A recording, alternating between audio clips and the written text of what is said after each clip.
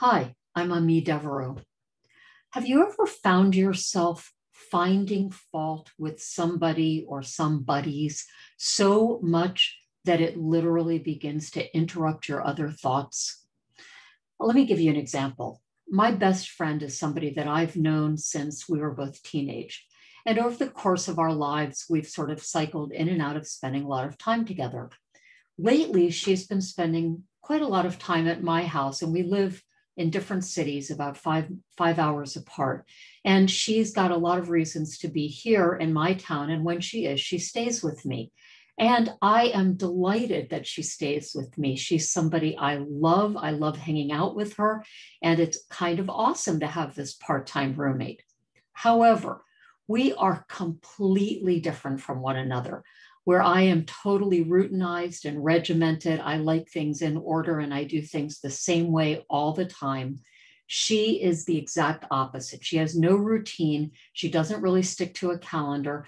And in terms of her physical space, first of all, she's very tall and I'm very short, but also she just has stuff around her all the time. So if she comes into my house, from my perspective, it's like an explosion of stuff.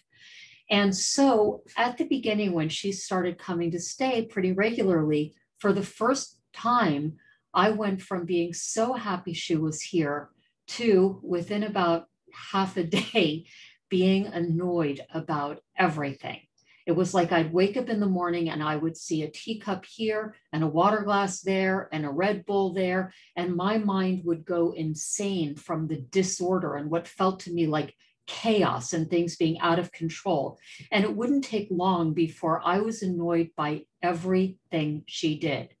And I'd find myself thinking, stop breathing. So at the very same time as I was completely delighted that she was here, I also pretty much wanted to kill her at every moment. Now, I know that that is not a unique experience to me. In fact, I know because she has told me she has the exact same experience with somebody who lives in her house. And it's not that we don't like the people, it's not that we don't appreciate them and value them, it's that something has got a hold of us and we can't stop finding fault. Now, why does this matter in the world of startups or organizations? Well, I have a bunch of founder clients, and I notice a little pattern where they'll hire somebody who they're super excited about having joined the team. And for the first 3 months, it's kind of a honeymoon, right? Everything is great. And then after a while, they will start to report to me these problems, weaknesses, frailties, errors, flaws. And those reports become more and more and more frequent. And they're no longer contextualized inside of appreciation, inside of delight at the extraordinary talent and potential and ability of this new member of the team. Instead, the context is the faults that they find. Now, the thing is, when we're gripped by that kind of fault finding, when we are in the throes of what feels like when you're going through it, like you're possessed, it feels like a force has kidnapped your very being and polluted it with this fault finding, critical irritant that you can't stop. So, what do? Because this is a problem. We all think that we are opaque, that we would be great poker players and nobody knows what we're thinking. But the reality is that however we are inside seeps out in our being. And other people can feel it, they can recognize it. Sometimes they may not even know what it is, but it creates tension, it creates stress, and it breaks down the transparency and trust and ability to disagree productively that makes a team work. So if you're in a position of authority and you're experiencing this kind of perpetual niggling fault finding about your team, the odds are you can't do that and simultaneously be supportive and helping them to grow and develop and being committed to their fulfilling their own potential while you're finding fault with them. How do you untie that knot?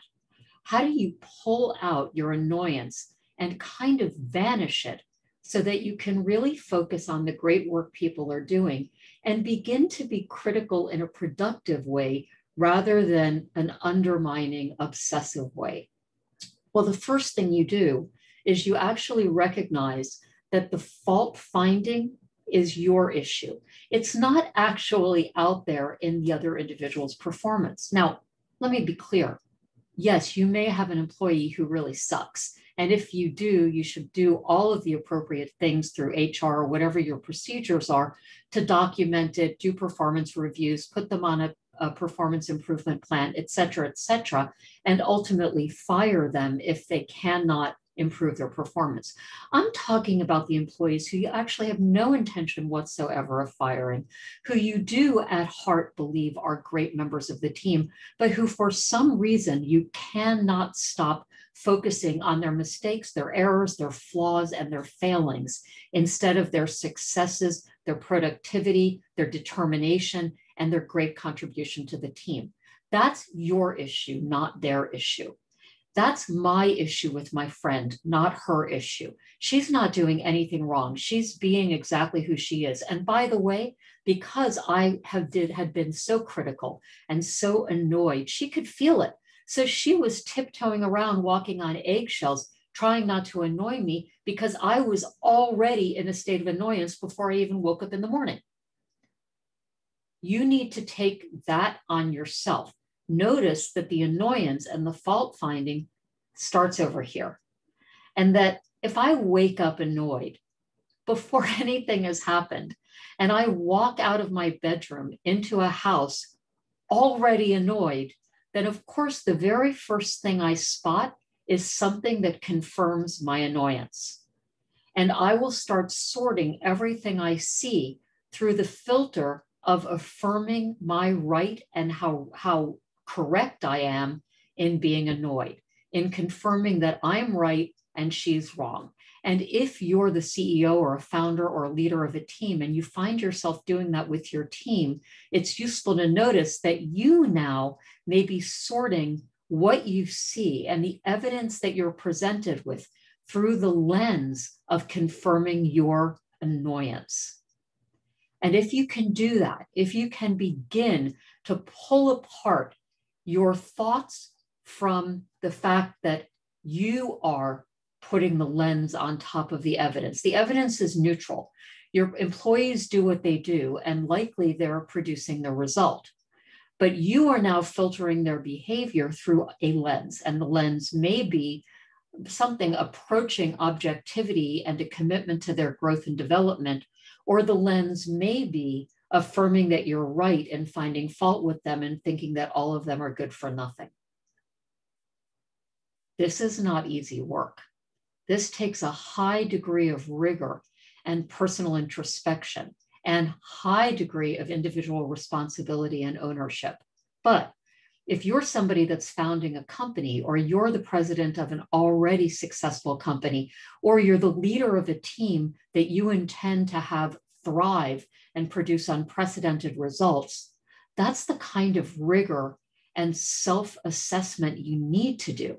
Because these little quirks of our humanity that are out there like snipers killing off our relationships are really dangerous to our organizations. And by the way, they're also really dangerous to our families and our relationships and our friendships.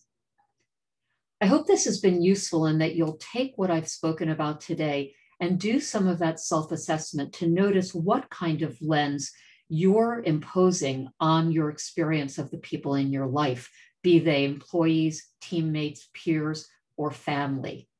Because if you can choose a different lens and see them through your commitment, you may find they change. Actually, you've changed. I'm Amie Devereaux. Please subscribe to my channel, and if you'd like to join an incredible community, go to www.beyondbetter.online and request to join. And finally, I do put out a newsletter every other week. It is on the same topic as the video, but in far more depth with citations and research and a little bit more information. And if you'd like to get that, go to my website at beyondbetter.io. Thank you.